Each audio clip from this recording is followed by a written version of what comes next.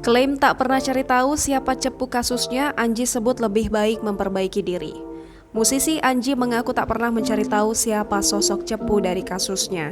Hal ini ditegaskan berulang kali oleh Anji saat ditanya Deddy Corbuzier di podcast Close the Door. Nama Tuhan sampai dibawa Anji demi menunjukkan keseriusannya bahwa ia tidak pernah mencari tahu siapa sosok cepu kasusnya. Anji mengaku kerap ditanya hal serupa oleh rekan kerjanya. Lagi-lagi jawaban yang keluar dari mulut Anji adalah tidak.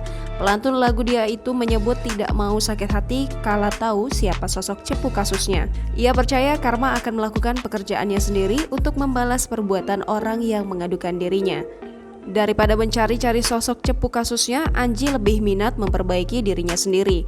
Anji sadar bahwa perbuatan mengkonsumsi obat-obatan terlarang sepenuhnya sudah jadi kesalahannya.